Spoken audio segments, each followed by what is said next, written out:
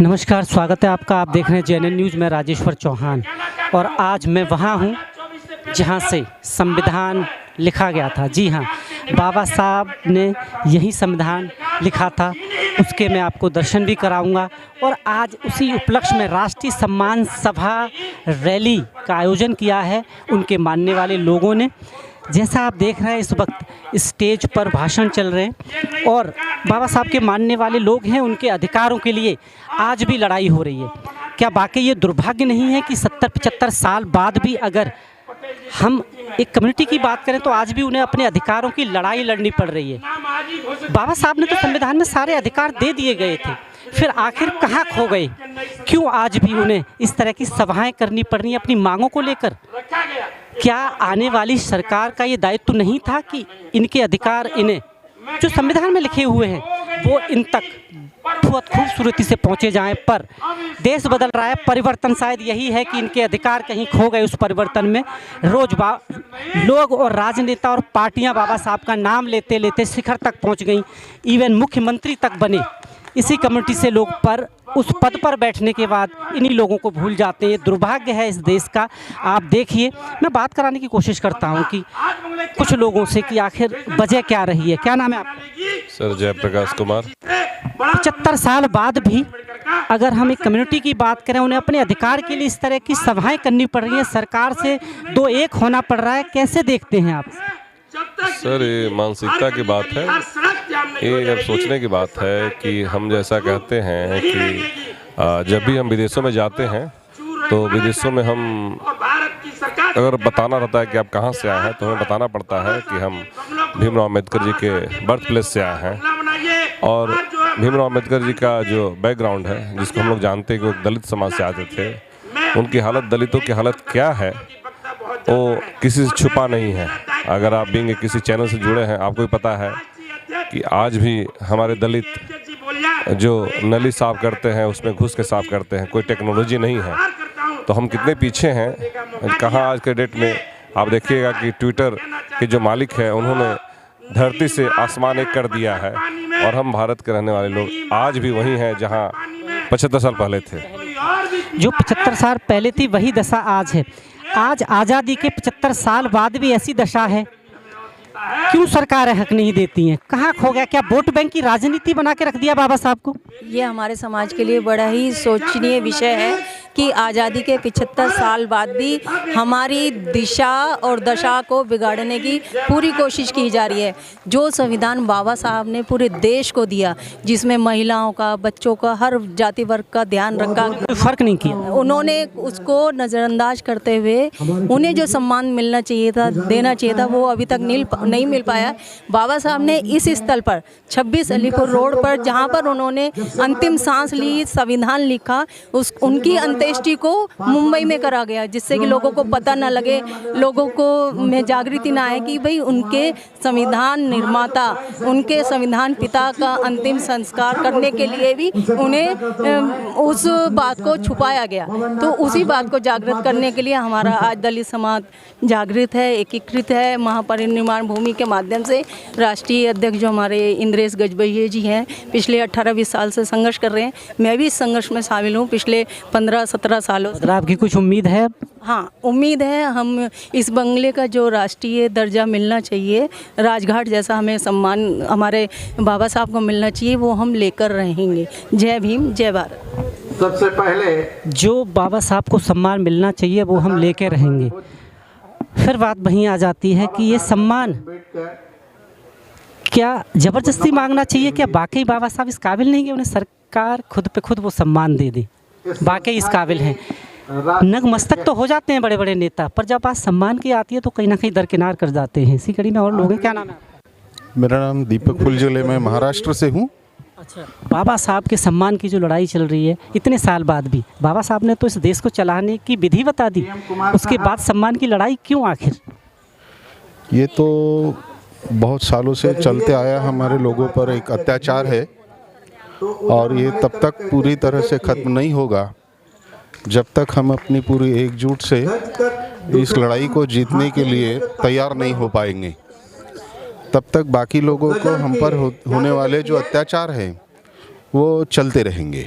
पर एक चीज़ है, दलित कम्युनिटी की हम बात करें तो इसमें से ऐसा नहीं है, बहुत बड़े बड़े पदों पे, मंत्रियों पे तक गए, सेंट्रल में भी रहे, क्या अपने लोगों को ही भूल जाती है कुर्सी में? क्या बाकी ऐसा नशा है क्या कुर्सी का, कुछ राजनीति कुर्सी का? इसके लिए अभी अभी जो बताया गया है कि जो पुणे करार हुआ था, जो महात्मा गांधी ने जिसको रिजेक्ट किया, पूरे देश का यही एक कारण है जो आपने अभी जो सवाल पूछा कि अगर वो स्पेशल एक यानी आरक्षण के आधार पर जो मतदान क्षेत्र जो बना है राष्ट्रीय उपाध्यक्ष है, वो न करते हुए पर्टिकुलर इलेक्टोरल जो सिर्फ जातीयता के आधार पर अनुसूचित जाति और अनुसूचित जनजाति जो भारतीय संविधान पे 341 और 342 के तहत बना हुआ है, उसी आधार पे उन्हीं के लोगों से उनका व्यक्तिमत्व, उनका प्रतिनिधित्व चुन के अगर जाए तो खाली सिर्फ उन्हीं के लिए काम कर सकता है। और कहा तो ये भी जाता है जहाँ ये घर है, जहाँ संविधान लिखा, ये भी खोज करनी पड़ी इसकी भी आपके लोगों को, मतलब ये भी आसानी से नहीं मिला।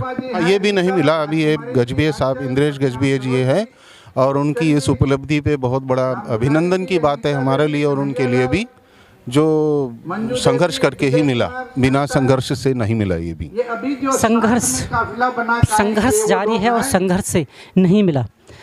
और मुझे लगता है बाबा साहब के सम्मान के लिए संघर्ष 75 साल बाद भी आखिर क्यों? जबकि बाबा साहब ने तो उस देश को चलाने के लिए संविधान दे दिया, क्या उसके बावजूद भी ज़रूरत है उन्हें जानने की किसी को? वो तो बाकी संविधान के अधिक है उनका अधिकार, तो लड़ाई क्यों? देखिए, ये जो आपने मेरे से सवाल किया है, इसका आपके पास खुद ही एक जवाब है कि इस देश की जो डिस्क्रिमिनेशन की स्थिति है, इस देश में जो जातिवाद है, इस देश में जो लोगों के बीच में जितनी दूरी है आपस में, जातिवाद किस तरीके से हावी है, धर्मवाद किस तरीके से हावी है, अगर ये हावी ना होता तो बाबा साहब हमारे संविधान रचयिता, बाबा साहब जिनको पूरे विश्व में सिंबल ऑफ नॉलेज कहा जाता है, आज उन्हें यहाँ पर सबसे बड़ा पूरे राष्ट्र का पिता माना जाता है, जबकि महात्मा गांधी जिन्होंने सच में देश के लिए बहुत कुछ नहीं किया है, उनको राष्ट्रपिता कहा जाता है। तो ये चीज़ इस बात को कि गवाह बनती है कि यह जातिवाद कितनी ऊपर हावी है।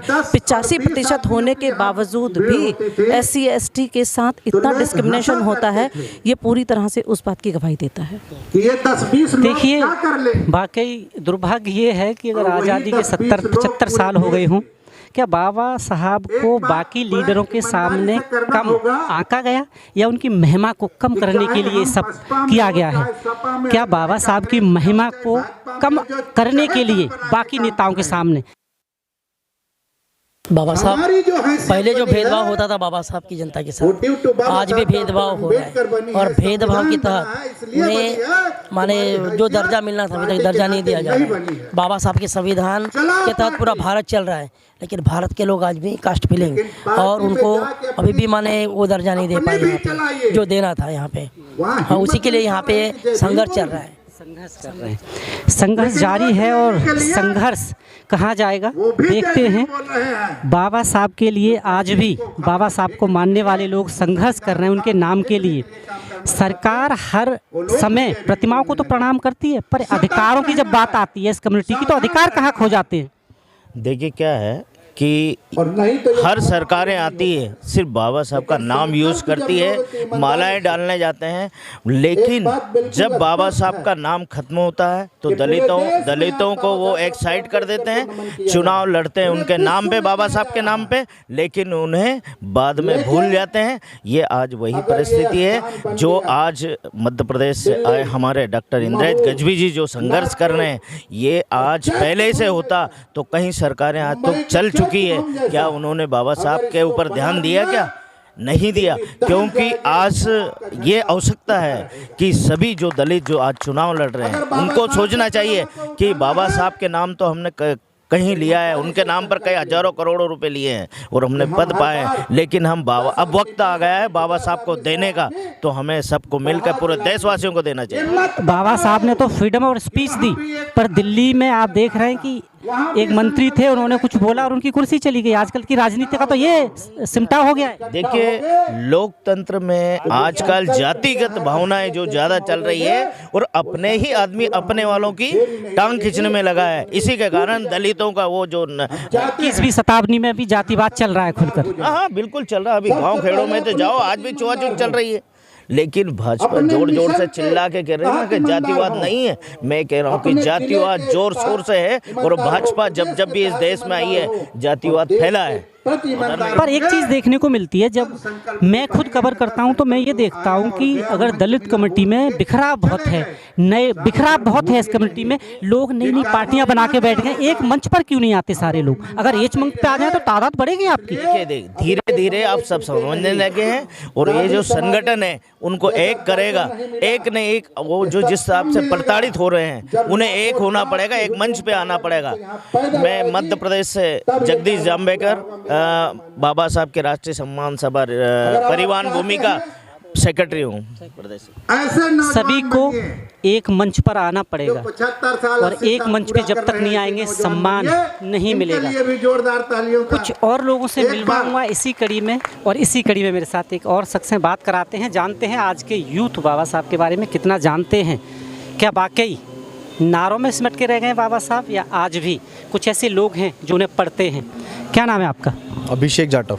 एक चीज़ बताइए, आज के यूथ को हम देखते हैं वो नारों के पीछे भाग रहा है, जो कि बाबा साहब ने कभी नहीं कहा मेरे नाम, उन्होंने कहा जो मैंने पढ़ा है, जो मैंने लिखा है उसे पढ़िए, और उसके लिए शिक्षित होना पड़ेगा। कैसे देखते हैं आप?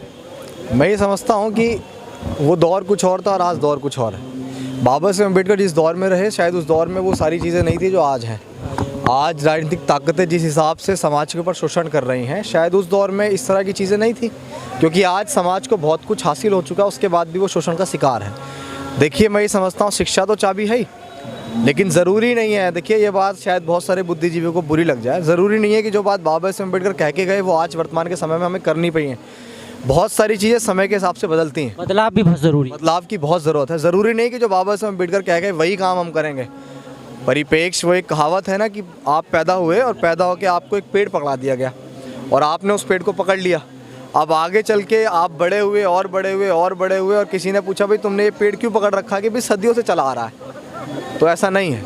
कुल मिला के कह रहे हैं आप कि बाबा साहब ने एक बहुत बड़ी आपको तिजोरी की चाबी दी, जिसे कहा जाता है ज्ञान का भंडार, और वो शिक्षा है। बिल्कुल, अगर आप शिक्षा की चाबी लेंगे तो कुछ कर सकते हैं। बाबा साहब अम्बेडकर से ज़्यादा शिक्षा भी हासिल कर सकते हैं, उनसे ज़्यादा ज्ञान भी हासिल कर सकते हैं। जो बाबा साहब अम्बेडकर ने किया, हो सकता है हम या आप या कोई और साथी उनसे ज़्यादा कर दे।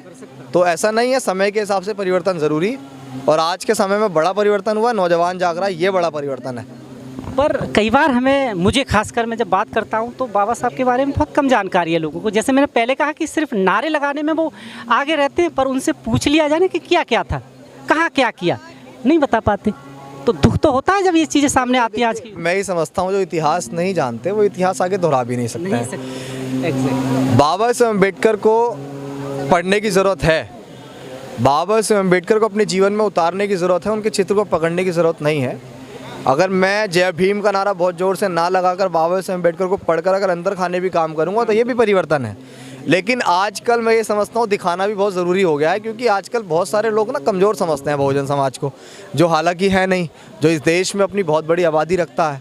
तो उनको नारों के हिसाब से और तेज़ी से और अपने संगठन से, अपनी एकजुटता से दिखाना भी ज़रूरी है कि हम लोग कितने ताकतवर हैं। बाबा साहब हमेशा इस तरह की जो आज के दौर की राजनीति चल रही है उससे बहुत अलग थे। बिल्कुल, ये सब जानते हैं। पर जब अब बाबा साहब को उस राजनीति में घसीटा जाता है वोट बैंक के लिए, तो कैसा लगता है, कितना दुख होता है आज को देखकर? ये दुख इसलिए होता है कि हमारे रहबर जो करके गए, जो कह के गए, आज उनके ही विरोधी, क्योंकि बाबा साहब अम्बेडकर की नज़र में भी वो लोग विरोधी थे। बाबा साहब अम्बेडकर ने पाखंड को लात मारी। बाबा साहब अम्बेडकर ने इस देश में प्रेम, प्यार, भाईचारा, एकता को सुनिश्चित करने वाली चीज़ों को हमेशा महत्व दिया। लेकिन आज इस देश में जो ताकतें बाबा साहब अम्बेडकर का नाम लेकर अपनी राजनीतिक रोटी सेक रहे हैं, वो असल मायने में तो बाबा साहब अम्बेडकर के विरोधी, लेकिन उन्हें ये पता है, बखूबी पता है कि उस एक व्यक्ति को, उस इस विचार को मानने वाले लोग इस देश में बहुत ज़्यादा संख्या में बढ़ रहे हैं। तो उसके चित्र को पकड़ना बहुत ज़रूरी है, लेकिन वो लोग चरित्र को नहीं पकड़ रहे हैं। नौजवान साथियों को भी ये समझना पड़ेगा कि बाबा साहब अम्बेडकर जो कह के गए कि जो लोग हमारे चरित्र को पकड़े आप उनको पकड़ो, ना कि जो चित्र को पकड़े उनको पकड़ लो।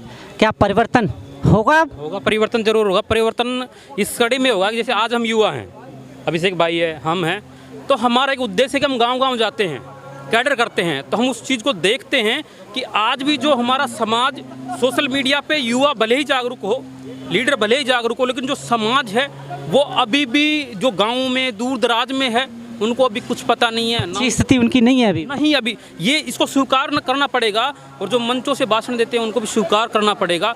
आप स्थिति देखिए, कहाँ तो हम 4-4 बार सीएम बने थे, एमसीडी का चुनाव है, आज हालत बहुत खराब है। एक सीट तक की किसी की आस नहीं है। गुजरात में बहुजन राजनीति कहाँ पे है? गुजरात में बहुजन राजनीति शून्य है। तो जो राजनीतिक जो मूवमेंट था वो बिल्कुल कमज़ोर हो गया है, और उसका एक कारण है कि इन्होंने जो सामाजिक मूवमेंट था उसको छोड़ दिया था। इस वजह से राजनीतिक मूवमेंट कमज़ोर हुआ है। युवा जाग रहे हैं, गांव-गांव जा रहे हैं, और परिवर्तन जरूर हुआ क्योंकि हम लोगों को तैयार कर रहे हैं। विकल्प तैयार करेंगे, अपने लोगों को तैयार करेंगे। अब देखना ये है कि विकल्प तो बहुत बार तैयार हुए हैं, पर इस वक्त जो विकल्प तैयार होगा क्या वाकई वो परिवर्तन लाएगा? महापरिनिर्वाण दिवस है, दूर दूर से लोग बाबा साहब की प्रतिमा के दर्शन करने आए हैं। ये वही जगह है जहाँ संविधान लिखा गया था, और अब इनसे आज के यूथ को वाकई सीखने की ज़रूरत है, खासकर एजुकेशंस की तरफ रुख करने की ज़रूरत है। इसी कड़ी में कुछ लोग यहाँ मिलवाते हैं आपसे। क्या नाम है आपका? सत्यम सेवक गजबे। कहाँ से आए आप? महाराष्ट्र।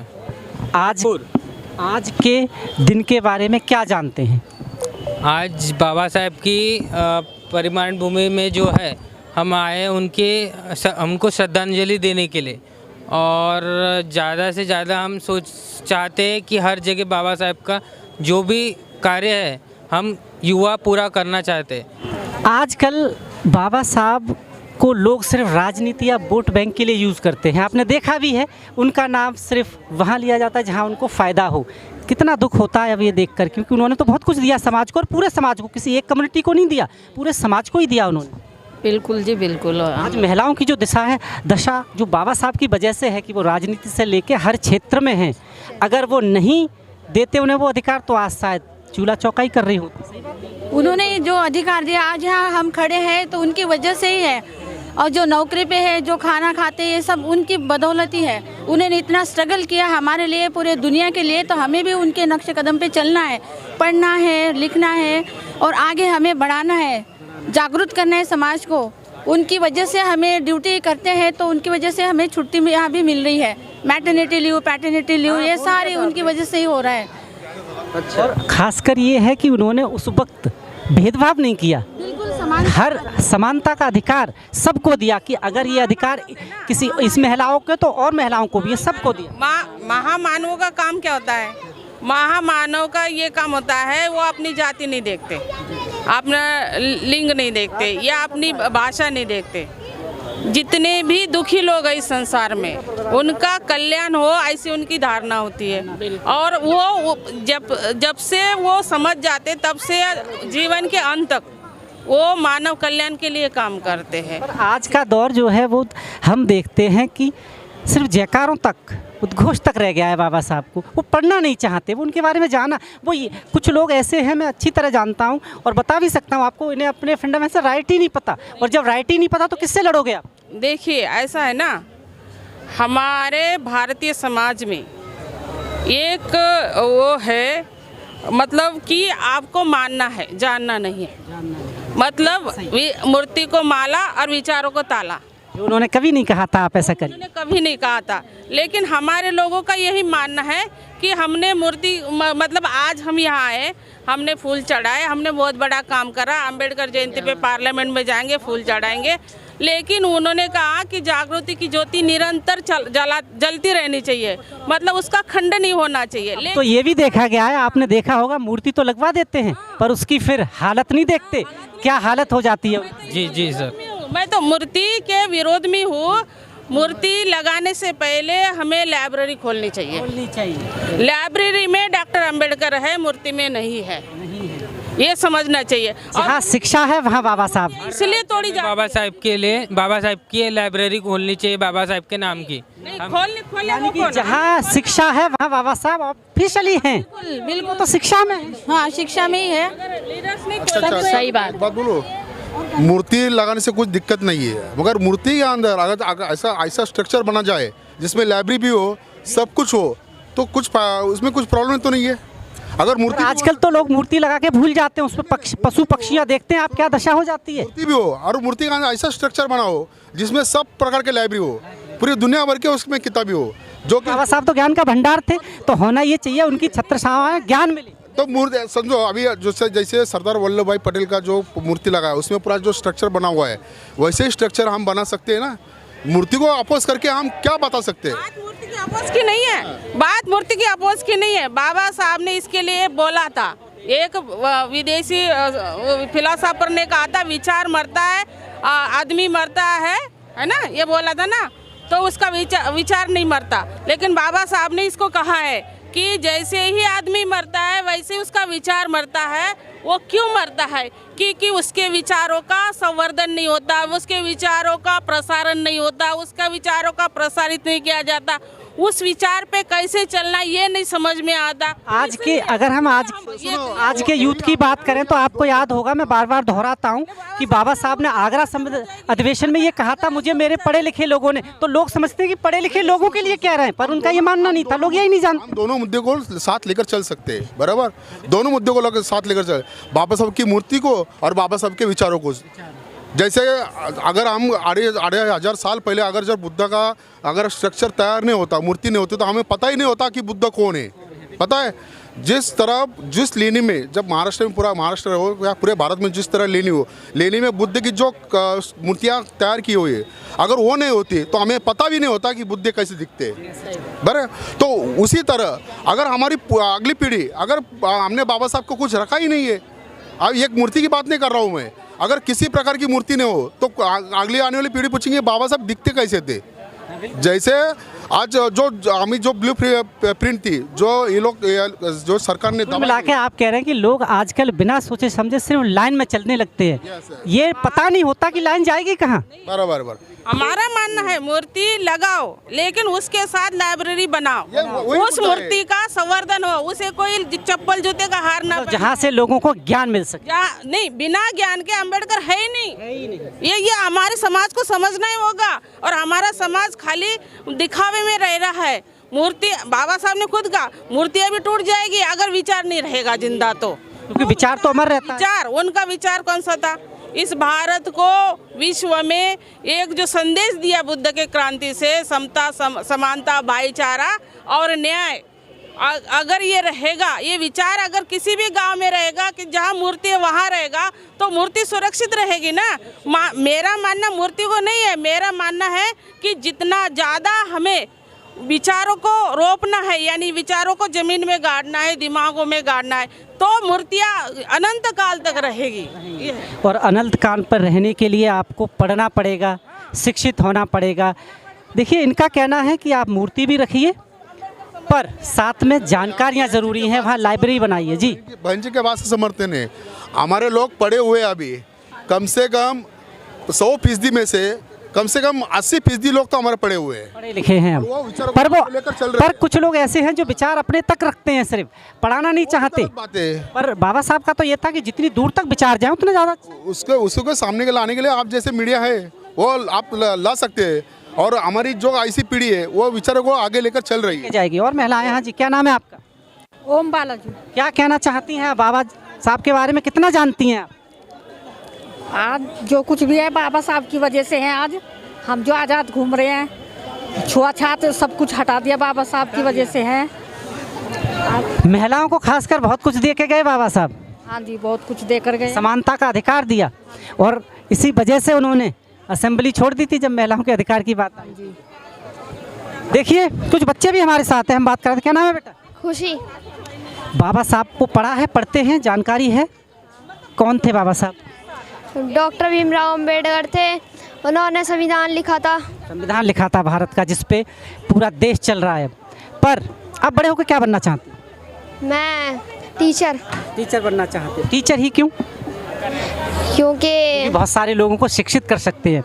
ज्ञान एक टीचर के पास होता है, सही बात है ना? और टीचर चाहे तो पूरे जमाने को, पूरी देश को शिक्षित कर सकता है, सही बात है? और एक चीज़ बताइए, अब आप, आज बहुत सारे अधिकार दिए बाबा साहब ने, एजुकेशन से लेके बहुत सारी चीज़ों में, और वो अधिकार आपको जानने के लिए पढ़ना पड़ेगा। हाँ, पढ़ना जरूरी क्या है आज की डेट में समाज में? संविधान पढ़ना पड़ेगा। संविधान, शिक्षित होना जरूरी है ना हर चीज़ के लिए, क्योंकि शिक्षित होगे तभी तो आप अधिकार पता लगेंगे आप। हाँ, क्या कहना चाहते हैं आज के बच्चों से?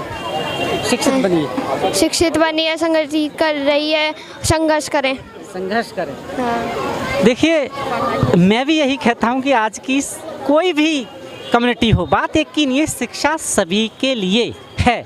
अगर आपको तरक्की करनी है तो उसका एक ही शॉर्टकट मंत्र है और वो है शिक्षा, जो बाबा साहब ने भी कहा, क्योंकि वो शिक्षा की वजह से ही आज पूरी दुनिया में जाने जाते हैं। अगर शिक्षा नहीं रही होती बाबा साहब के पास तो आज बाबा साहब डॉक्टर भीमराव अंबेडकर नहीं होते, ये देश नहीं होता, ये संविधान नहीं होता, यहाँ का कानून किस तरह चल रहा होता आप जानते हैं। आप मेरे साथ जुड़े रहें। बहुत बहुत स्वागत है आपका। क्या नाम है आपका? मेरा नाम बीसी दयाल है। दयाल साहब, ये बताएं हमें पहले और हमारे दर्शकों को आज के दिन की क्या महत्वपूर्ण, क्या है आज के दिन की खासियत? आज के दिन हमें बड़े दुख के साथ बोलना पड़ रहा है कि आज डॉक्टर BR अम्बेडकर साहब का देहावसान हो गया था। मतलब आज हम इस दिन को उनका परिनिर्वाण दिवस के रूप में मनाते हैं। ठीक है। अच्छा, एक चीज़ बताइए, आजकल बाबा साहब को राजनीति के लिए बड़ा साधा जाता है, मतलब सिर्फ और सिर्फ अब वोट बैंक की राजनीति हो रही है उनके नाम को लेकर, कैसे देखते हैं इसे? देखिए, लोगों को ऐसा सोचना और करना नहीं चाहिए। बाबा साहब ने सभी जाति, सभी वर्ग, सभी धर्म के लिए काम किया है। उन्होंने कभी अपने मन में स्वार्थ नहीं रखा है। उन्होंने निस्वार्थ होकर पूरे देश की सेवा की है, पूरे देश के लिए संविधान बनाया है, न केवल वंचितों के लिए, OBC के लिए, सारे लोगों के लिए बनाया है उन्होंने, पूरे भारत के लिए, सभी वर्ग के लिए और सभी समुदायों के लिए, हिंदू, मुस्लिम, सिख, ईसाई, उन्होंने कोई भेद नहीं रखा है। महिलाओं को उन्होंने बराबर का अधिकार दिया अपने संविधान में। जिन महिलाओं को चौका बर्तन से आगे का कुछ सोच नहीं सकते थे, आज जो राजनीति में महिलाओं की स्थिति है शायद उन्हीं की देन है। उन्हीं की देन, बिल्कुल उनकी देन है, बिल्कुल। जो बाबा साहब अगर इस तरह का अधिकार नहीं देते तो संभव ही नहीं था कि आज भी 4 दीवारियों में अपनी ज़िंदगी गुजार रही होती हमारे देश की महिलाएं खास। जी हाँ, जी हाँ जी। क्या नाम है आपका? मेरा नाम सतपाल सिंह है। आज के दिन के बारे में क्या कहना चाहते हैं? देखो, आज के दिन के लिए हम बड़े दुख के साथ कहना पड़ रहा है। आज के दिन हमारे एक महान नायक बाबा डॉक्टर बाबा साहब अम्बेडकर का देहांत हुआ था और ये हमें बड़े दुख की बात है। उन्होंने सभी समाज के लिए, सभी के लिए काम किया है। उसमें कोई भेदभाव किसी से नहीं रखा बाबा साहब ने, और हमें बड़े दुख हो रहा है आज को देखकर। हम इसको हर साल उनको परिणाम दिवस के रूप में बनाते हैं। एक चीज़ मुझे बताइए, बाबा साहब ने बहुत कुछ लिखा है और ऐसी चीज़ें लिखी हैं जिनसे आप बहुत ज्ञान प्राप्त कर सकते हैं, पर लोग उन्हें पढ़ना नहीं चाहते, सिर्फ जयकारों में उद्घोष करके उनके नाम को सीमित कर देते हैं। बाबा साहब को पॉलिटिक्स में ले रखा है, सिर्फ नाम बाबा साहब करो, काम मनवादी करो। तो बाबा साहब को तो खाली एक नाम के लिए ले रखा है। सभी पार्टी लेते हैं, नाम लेते हैं बाबा साहब का, लेकिन उनको कहीं ना कहीं मजबूरी है उनका नाम लेना बाबा साहब। इसलिए है कि हमारे समाज में बहुजन है और हमारी 85% जनसंख्या है, तो उनकी इसलिए उनकी मजबूरी है कि बाबा ऊपरी मन से बाबा जी, बाबा का जो सम्मान करते हैं, अंदर से नहीं। अंदर से नहीं करते जी। और इसी कड़ी में कुछ और लोग हैं, मैं बात करवाता हूँ जी। क्या नाम है? मैं लक्ष्मीचंद प्रधान, गाजियाबाद हूँ। बाबा साहब के बारे में क्या कहना चाहते हैं?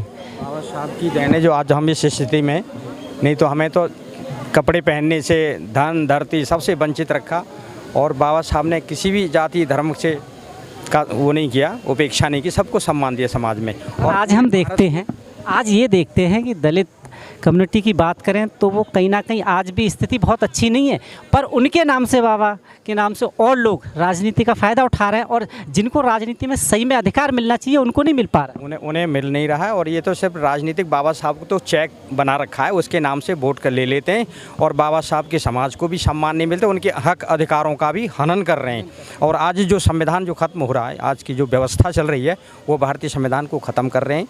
और इसके लिए हम सभी को, जितने भी अनुसूचित जाति, जनजाति, पिछड़े वर्गों के, चाहे अन्य समाज की जो महिलाएं, सबको इकट्ठा होकर उनके लिए संघर्ष करना पड़ेगा, और उस संविधान को बचाने की ज़रूरत है जिससे हमें आज हम मान सम्मान मिला है। उसके आज भी हम हकदार नहीं हैं, उस हकों से वंचित किया जा रहा है। हाँ जी, आप क्या कहना चाहते हैं? मैं तो यही कहना चाहता हूँ कि चाहे कोई भी पार्टी हो, बाबा साहब को भुना तो आज सभी पार्टियाँ रहें, लेकिन हम जितने भी हमारे दलित वर्ग के हैं, बहुत से इस दिशाहीन होते जा रहे हैं, हटते जा रहे हैं। तो उन्हें सभी को एकत्रित होना चाहिए और मिलजुल के अपने बाबा साहब का जो मिशन है उसे आगे की तरफ बढ़ाना चाहिए। कहीं ना कहीं एक वजह ये नहीं है कि अगर हम दलित समाज की बात करें आपके, तो इसमें बहुत सारे लोग अलग अलग पार्टियां बना के अपनी अपनी राजनीति पे लग जाते हैं। एकीकरण की कहीं ना कहीं कमी है। हाँ, कमी तो खैर है, एकीकरण की कमी है। ये सभी अगर एकत्रित हो जाए, ये किसी न किसी चीज़ में, ये जो पार्टी के जो लोग हैं वो लोग उन्हें दिशाहीन कर देते, भटका देते हैं उन्हें, जो दिशाहीन कर देते हैं। जी, दिशाहीन है क्या वाकई आज के टाइम पर दलित समुदाय? हाँ, दिशाहीन है। तो इसे दिशा में कैसे लाया जाए? इसमें तो जो अगर पूरे जो एससी हैं वो सारे एक सूत्र में हों तो हम ले सकते हैं अपने अधिकारों को, जो है ये तो, क्योंकि इन्होंने क्या किया, हमारे साथ छल किया है। जो मनवादी लोग हैं उन्होंने हमारे साथ छल किया है। छल तो उस टाइम से चला आ रहा है जब आपको याद होगा बाबा साहब ने ये कहा था कि मुझे मेरे पढ़े लिखे लोगों ने धोखा दिया। ये आज की कहानी नहीं है, ये तब भी उनको भी धोखा दिया गया और आज कुछ और लोग हैं उनकी शक्ल में वो धोखा दे रहे हैं। सही बात है, बिल्कुल। यदि हम पूरे शिक्षित हो, शिक्षित तो अभी हुए नहीं है पूरे, यदि शिक्षित हो जाए और बाबा साहब को हम समझ लें और बाबा साहब को पढ़ लें सही तरीके से, तो हम मानते हैं कि हम अपने मुकाम में पहुँच सकते हैं। शिक्षित हो जाएं। देखिए, वाकई ये हकीकत है। बाबा साहब ने कभी नहीं कहा कि आप उनके जयकारे लगाइए। उन्होंने जो लिखा है अगर आप उनको पढ़ लेंगे ना तो ज्ञान वैसे ही आ जाएगा, पर इसके लिए आपको शिक्षित होना पड़ेगा, क्योंकि जो उन्होंने लिखा है वो किताबों के रूप में है और किताब पढ़ने के लिए तो शिक्षा ज़रूरी है। महिला है किसी कड़ी में मेरे साथ, क्या नाम है आपका? मेरा नाम शशिबाला विद्रोही है सर। बाबा साहब आज के दिन स्वर्गवास हुआ था, कैसे देखती हैं आज के दिन को? महापरिनिर्वाण दिवस के रूप में मनाते हैं लोग, कैसी आस्था है, पर आज बदलाव क्या देखती हैं अब लोगों में? सर, ये मेरी आस्था नहीं है। आज हमारे बाबा साहब डॉक्टर भीमराव अम्बेडकर जी का महापरिनिर्वाण दिवस है, जिसे हम शौर्य के रूप में मनाना चाहते हैं और मनाते भी हैं शौर्य के रूप में, क्योंकि यहाँ पे इसी स्थान पे, इसी जगह पे बाबा साहब डॉक्टर भीमराव अम्बेडकर जी ने संपूर्ण भारत का संविधान लिखा और संपूर्ण अधिकार, चाहे महिला हो पुरुष हो, सबको समान अधिकार दिए हैं। और अभी आप एक क्वेश्चन कर रहे थे कि बाबा साहब के जयकारे लगाते हैं और बाबा साहब कह रहे मैं जयकारे में नहीं हूँ। आपने बिल्कुल सही कहा कि बाबा साहब ने कहा कि आप अपने, बल्कि बाबा साहब ने नहीं, उन्होंने तो ये कहा कि जो मैंने लिखा है अगर आप उसको पढ़ लेंगे। कुल मिला के मैं जो देखता हूँ, दलित समुदाय शिक्षा की तरफ अभी उतना अग्रसर नहीं है जितना होना चाहिए, क्योंकि उन्हें खुद के अधिकार ही नहीं पता। और आज के जनरेशन्स की हम बात करें तो वो दिशाहीन इस वजह से है, उसे अपने अधिकारों की जानकारी नहीं है कि मेरे अधिकार हैं क्या आखिर। सर, मैं आपको बताऊं कि बाबा साहब का जितना बड़ा घर था ना, उसमें 8 कमरे या 9 कमरे बाबा साहब के किताबों से भरे हुए थे। और बाबा साहब के अपने जो वॉल्यूम है ना, अगर हमारा समाज, मैं किसी एक जाति या मैं आप अभी एक दलित शब्द का इस्तेमाल कर रहे थे, जबकि मैं कहना चाहती हूँ कि पत्रकार महोदय, आप दलित शब्द का इस्तेमाल कभी ना करें, क्योंकि हम दलित नहीं हैं। मैं दलित शब्द, सुनिए, हम दलित नहीं हैं। हमें आप एससी कहें, आप हमें बौद्धिस्ट कहें, आप हमें बाबा साहब के वंशज कहें, दलित ना कहें, क्योंकि बाबा साहब ने दलित तो किसी को भी नहीं छोड़ा। आज कौन गाड़ियों में नहीं है, कौन बंगले में नहीं रहता है, चाहे किसी के पास छोटा है पर घर है, सबके पास घर है, सब आज अपने पास सोने चांदी। पर ये मैंने इसलिए कहा, मैं पहले आपको क्लियर कर दूं, आपके खुद के नेता इस शब्द का यूज़ करते हैं, जो जिनके पीछे आप चलते हैं वो खुद दलित के, हमारी दलित कम्युनिटी, तो मैंने वही कहा। सर, मैंने बताया ना कि जो हमें दलित कहते हैं ना, वो दरिद्र होंगे, वो दलित होंगे, वो गरीब होंगे, वो पिछड़े हुए होंगे, वो लाचार होंगे, और मैं लाचार नहीं हूँ क्योंकि मैं बाबा साहब की बेटी हूँ। आज कहीं ना कहीं आपको इससे दुख होता है कि बाबा साहब को सिर्फ राजनीतिक और वोट के लिए लोग यूज़ करते हैं और उनकी सही मायने में कहीं ना कहीं जो कही हुई बातें वो दरकिनार कर देते हैं। जी, आज देख लीजिए, बाबा साहब के नाम से करोड़ों संस्थाएं बनी है, हर गलियों में राष्ट्रीय अध्यक्ष बने बैठे हैं। ये क्या है? ये समाज को बांटने का काम कर रहे हैं। अगर पूरा देश एक हो जाए, एक संविधान है, जिस तरह से एक बाबा साहब, एक संविधान, एक देश, उसी तरह से इस देश का बहुजन समाज एक हो जाए तो इस देश में उनका राज्य आने में देर नहीं होगी। तो मैं सभी बहुजन समाज के लोगों से अपील करता हूँ कि ये तमाम जो आपने संस्थाएं गली मोहल्ले में बना रखी है, उसको छोड़ करके बाबा साहब के पद चिन्हों पे चल करके अपने आप को सशक्त कीजिए, मजबूत कीजिए और इस देश का हुक्मरान बनिए। आप मेरे साथ जुड़े रहें, आप देख रहे हैं JNN न्यूज़। बहुत बहुत धन्यवाद।